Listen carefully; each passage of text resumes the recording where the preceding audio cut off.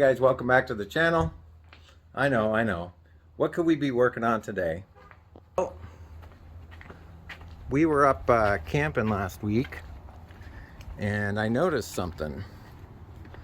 I noticed that the voltage coming from the alternator was fluctuating. It would go from 12 to 14 to 13 to 12, just bouncing all over the place. So when we got up to our campsite, I pulled that bolt out and found a bunch of rust underneath this cable, and so I cleaned that up with a wire brush and put some grease on it and put it back on there, started the truck up, no problem.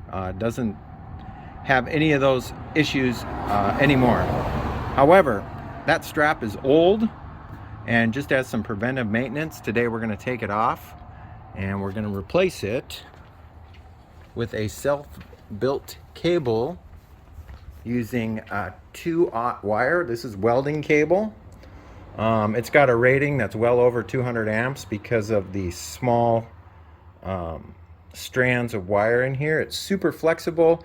This is what I wired my batteries and my battery boxes and the shelter and everything else with, and I just love it. It's easy to work with. It's heavy. Like, this stuff weighs a lot. It's very dense. So but yeah, we're going to take that, a couple of crimp-on connectors, some shrink tube, our little torch, and I've got a hydraulic crimper here in this box that I used to make all the previous battery cables.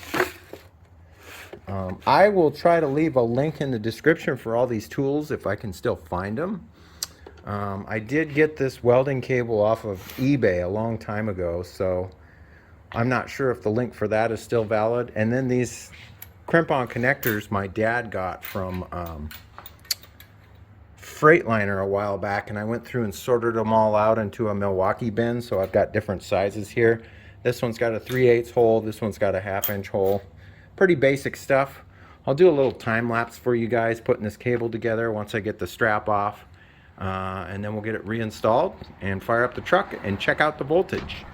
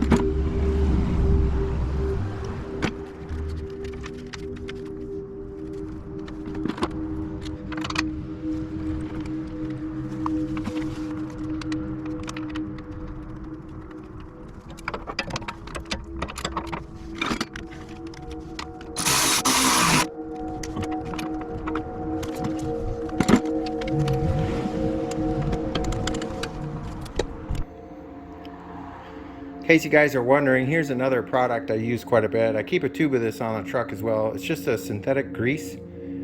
It works great for battery connections and grounding points and whatnot. I'll try to leave a link in the description for this, but figured it might be valuable to some of you guys out there. Pretty handy stuff. Let's take a look at the install. The wonderful, joyous, fun installation that this was. So yeah, pretty simple and basic. I cut the length a little bit longer than the original strap, so it gives it a little bit more wiggle room in there. Yeah, let's get the cab down. I'll turn the solar panels off, and we'll start the truck and check the voltage from the alternator. I get a lot of questions about what the inside of this shelter looks like. Well, it's very basic. We've got a utility tub slash shower. Comes in pretty handy in the winter. All the components are Victron. Self-made elevator bed. All of this is in the build series, by the way. This is a very basic, non-pretty setup that works really well for us. Camping and whatnot.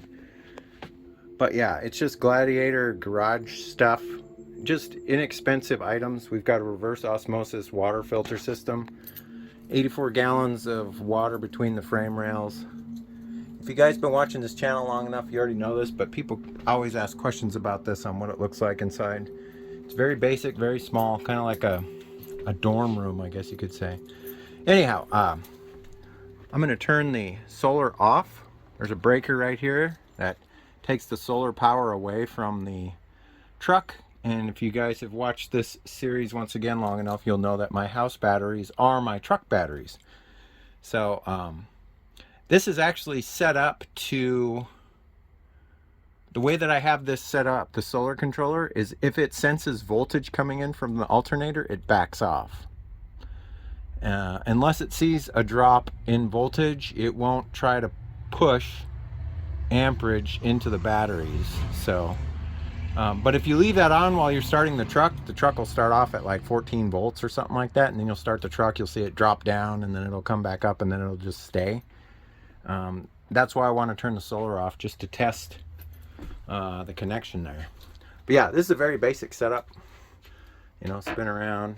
A couple of Wayfair futon chairs that we have here, heated floors. Go back in the build series, it's all on there. Check the thumbnails out in the playlist. So right now, the batteries are resting at 13 volts on the 12 volt side of the batteries. Remember, this is a 12 volt and 24 volt parallel series setup. We'll start the truck up here. It's gonna be loud because there's no air in the tanks, but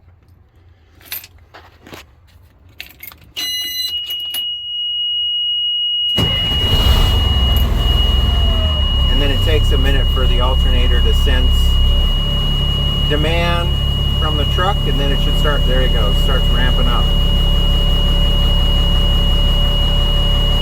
Yeah.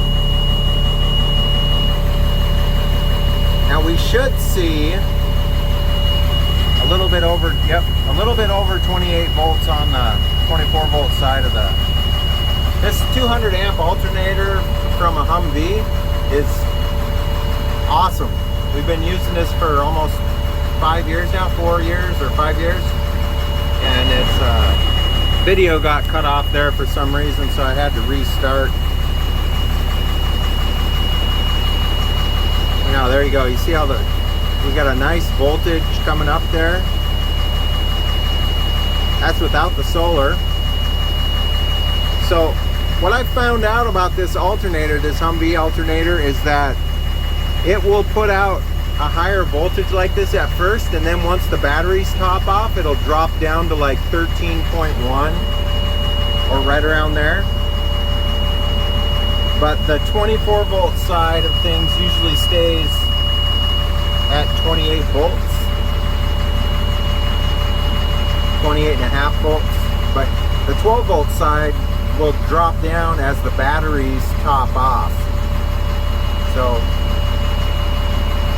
Before, the problem was, the reason that this came up was this meter right here would bounce all over the place. It would go from 12 volts to 13 volts to 14 volts. It'd just be bouncing all over the place, and there was some big chunks of rust in between the grounding strap and the alternator which caused that. But anyhow, it appears to have fixed itself now.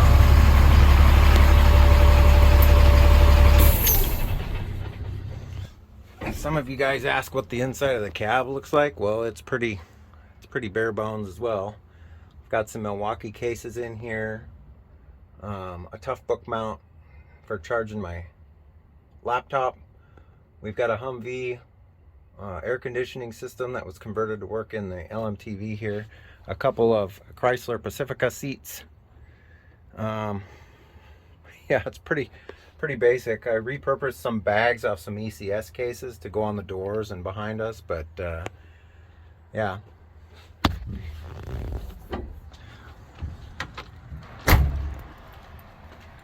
So hopefully that's helpful to some of you guys that are trying to diagnose your alternator or your...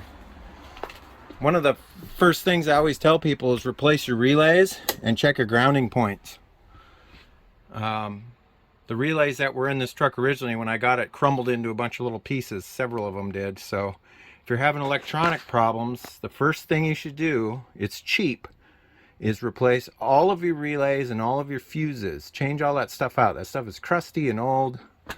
But yeah, fired the solar back up, and once again it takes over and starts ripping again, putting voltage into the batteries. Absolutely love this system, this setup. We've been using it for quite a few years now, and it's been really awesome. And I know there's a lot of naysayers on social media that says these trucks are worthless and they're nothing but headaches and stuff like that. We have not experienced that at all. We've had a couple of small things come up, like a water pump went out and something else. I can't remember what it was. Getting into situations where you shouldn't in too tight of sections in the forest, that's another issue, but we alleviated that by bringing our motorcycles and stuff with. So we absolutely love this setup for camping. It works out really well for us. But I think that's probably going to be it for this episode, guys. If you like this episode, give me a thumbs up. If you're not subscribed yet, we'd love to have you as a subscriber. You're going to want to stay tuned. There's always something coming up on this channel. I never know what I'm going to post next. I really don't have a set timeline or a weekly upload thing anymore, since most of the work that I've been doing is done. Not sure what I'm going to do with that trailer there. I built that for the snowcat, and now I really don't have a purpose for it. So maybe there'll be a video coming up for that soon. I'm not sure. I'm undecided, basically. But other than that, I hope you guys are staying safe, taking care of each other, and as always, I will catch you next time. See you later. Bye.